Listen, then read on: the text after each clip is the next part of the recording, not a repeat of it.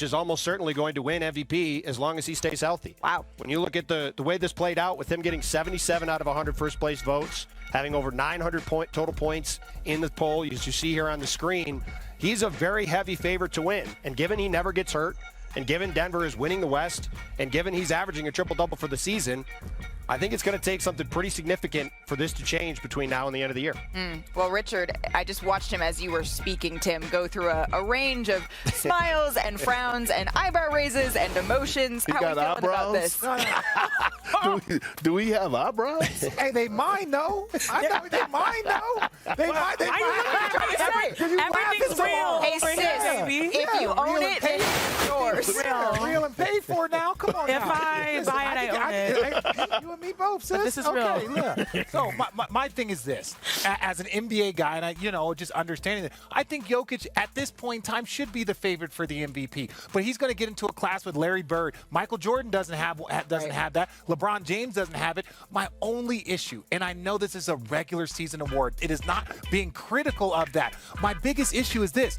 I don't know about Chamberlain, but if you're talking about this, if you're going to win 3 MVPs, and this is the first year that he has been up to actually win a title. Wilt won and won. Yeah. So all 3 of those guys won championships over the course of these MVPs, and there might have been a couple in there, especially if we're talking about Bill Russell. So the first 2 years, he deserved those MVPs based off his numbers. So I'm going to sit here, and there's a high potential that we're going to have a guy with 3 MVPs and then say that, you know what, they were never really in championship contention except for the last year, and that's this year. And having 3 MVPs puts him in the conversation with Larry Bird, Magic Johnson, Moses Malone, and then also just one behind LeBron James, who I believe has 4 MVPs. And I think that's why this vote will have so much gravity. But if you look statistically, having a center average a triple-double, that's historic. Amazing. The same reason we got excited about Russell Westbrook averaging a triple-double. It's almost like a multiplier because he plays below the rim. I think, Perk, is it you that says he can barely jump on top of a curb? You can barely do a calf raise. But, thinking about it in the big scheme of things, this season has been probably arguably his best season. Right. But the way we vote, it just makes it feel like there might be a little fatigue, even though statistically it may not be according to it is funny the way this just shook out, because I said before the year, people ask me, now that I do this poll every year, they ask about the race, and they say, well, what is it going to take for this guy to win 3 in a row? And I would say, well, maybe the Nuggets can have the best record in the Western Conference, and maybe he can average a triple-double, and then he'll win. And that's exactly what's happening. Not so much this year's MVP. If they win the West, if they have a real chance at winning a title, the historic numbers that Sinead pointed out, no one has any issue with any of that. It's the collective body of what 3 MVPs means. Yeah, wait a second. The only thing that I will say is this: is like we go back and look at Giannis. He got his squad healthy. They've won 11 in a row. Yep. And we can talk about how much time Chris Middleton has missed. Those were some of the narratives that helped contribute to the success of the prior MVPs. Right. And now we're like, Jokic has a healthy squad. He's averaging a triple-double. Sure. It's his MVP. And it's like, wait, Giannis has had to do so much without all of his guys healthy. His numbers are great. And you're like, well, wait a second. He doesn't even have a chance at the MVP because now Jokic has a healthy squad and he's doing what he should do as a great player. You know what's crazy to me is that we just started off this segment talking about Joel Embiid leading the league in scoring for the second year in a row. Correct. And, I can't just hand the MVP award to Jokic. The big fella's going to be happy to hear you give this speech. To me, it's going to come down to who has the better record out of Philly and Denver. If Philly have a better record than Denver, then I'm going to be looking at Joel Embiid he's leading the league in scoring again. Giannis has a better record than Boston. But listen, in a time where we have 5 or 6 guys averaging over 30, he's leading the league in scoring again as a center for the second year in a row. Probably never done in NBA history. So that's history in itself. And then hold on real quick. Oh, Perk's not And done. I don't want to downplay the triple doubles, right? Because I never had one in my career. All right, I never had one. I barely had double doubles. But I'm okay with that. Here's the thing. I'm starting to watch the Denver Nugget game, and I'm starting to watch those assists starting to get searched out a little bit. It's all of a sudden he gets to the 8 or 9, and then all of a sudden he's passing up wide open looks, and all of a sudden it's like cut, or he's swinging the ball, and it's like catch and shoot no matter what. And I'm watching, and we had a lot of energy when Russell Westbrook was doing it. They had a lot of clips circulating saying, oh, he's stat padding. You watch Steven Adams box out, watch Russell Westbrook go get these rebounds. So I don't want to downplay the triple doubles, but I'm starting to see that in the Denver Denver Nuggets right now because they're trying to help Jokic average that triple And to briefly add to your point, the fact that this could be the third year that Joel Embiid falls second to Jokic, it's really Trust me, the big fella knows about that. The only thing I'll say real quick, to Richard's point, Denver's got all the pressure on them to win this year. Jokic, everything's all set up. They got to win.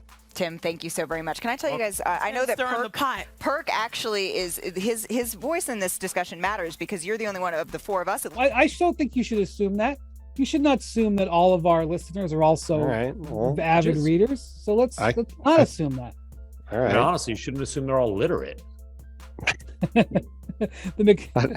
didn't know we were insulting our listeners. That's great. I didn't know we were doing that. All right, I'll rip through it then. I was trying to save us a couple minutes. All right, well, you can save us a couple minutes. You don't have to go through like. Well, now that we've wasted a couple minutes doing this, we might as well do it.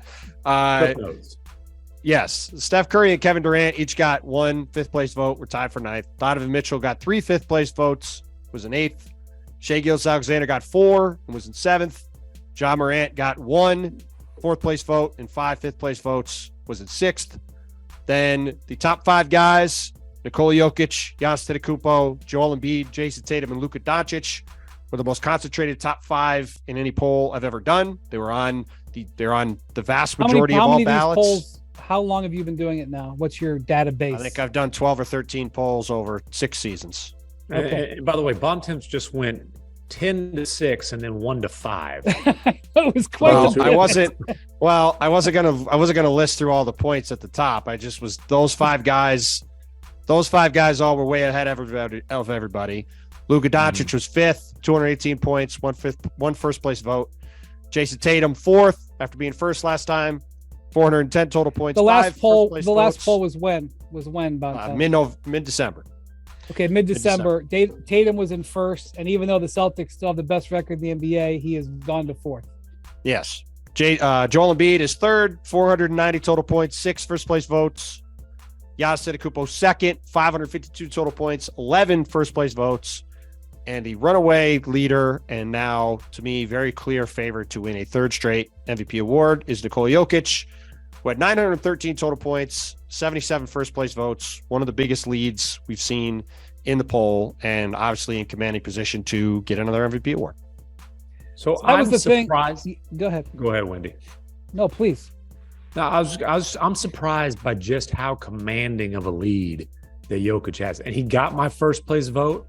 But I'm surprised, one, that Embiid is 3rd, although, I mean, Giannis is having a great year, but I thought those 2 guys kind of separate from the pack. So I was surprised that Embiid was 3rd, and I was surprised that it wasn't a closer gap. And, it's one game in a full season, but it's coming pretty soon after. Embiid pretty much dominated a head-to-head matchup. And I know it was PJ Tucker guarding Jokic in the second half, but whatever. Embiid had 47 and a monster stat line outside of that in a win. So I really thought this would be closer. I did too. I voted for Giannis with my vote. I think he's playing spectacular defense this year. Strong candidate to me for Defensive Player of the Year. Nobody talks about him as much as they should. I voted him a couple times in years past. It makes such a huge impact on that end of the floor. The Bucks are playing brilliantly. They're playing the Bulls tonight in Chicago. I don't know what will happen, but half of the Bulls roster is out, and they're playing the second night of a back-to-back.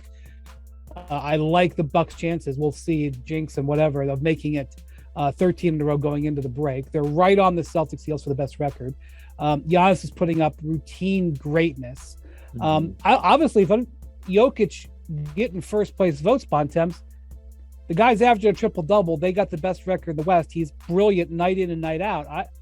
I'm not debating that. I'm just saying I'm really surprised that we talked about before the season, and maybe it was just a flawed assumption, that the standard for him to win that 3rd MVP. I mean, the story that you wrote about this, your lead of the story is Wilt Chamberlain, Bill Russell, Larry Bird. Those are the 3 guys in history who have won 3 straight MVP awards. Obviously, LeBron's won 4, Jordan's won, I think, 5 or 6. Abdul-Jabbar. Kareem's won 6, Jordan's won 5, LeBron's won 4. I think Magic and Moses, I think, have won 4. Okay. Or they've won 3. Obviously, yeah, right, it's rarefied air. Rarefied it. Right. So we thought the standard for Jokic is going to be really high. And what this poll results is showing is that he's meeting that standard. That's essentially what your story said. Yeah, I mean, look, before the season, now people ask me about MVP every year, right? And they're like, hey, does Jokic have a chance to win a third MVP in a row, or what does he have to do to win? And I just would sort of say, well, I think it's going to be hard, but he could lead Denver to the best record in the West or the best record in the league, and he could average a triple-double. And if he does that, he's going to have a good chance to win. So I certainly think he has met the standard. I, like you guys, was surprised at the spread. I thought Joel would get more votes. I thought that Giannis would get more votes. I'm not surprised that Jason Tatum is fourth. We draw a poll. He had a very soft lead. They had the best record in the league. They had the greatest offense of all time. He was easily the dominant player on the team, and he didn't even have half the first place votes in that poll. It felt like somebody else was going to surpass him. I'm not surprised those three guys did. I am surprised that the gap is as big as it is. And I do think, we talked about this a little bit the other day, Brian. I do think there's going to be a lot of pressure on the Denver Nuggets, and specifically on Nikola Jokic, if this season goes the way it does as it stands right now, and he wins this third MVP. They go in the playoffs with the best record in the West, him win another MVP award. There's going to be as much pressure on them as any team in recent memory, because if they fall short, they lose in the first or second round of the playoffs, or even if they lose in the conference finals, but certainly they lose in the first or second round. That's going to have some pretty massive ramifications, I think, going forward on Jokic's reputation and on where Denver sits going forward. Because all the stuff from the last couple of years about the supporting cast being banged up and Jokic playing great and having reasons why they lost early, those are all going to be out the window. And when you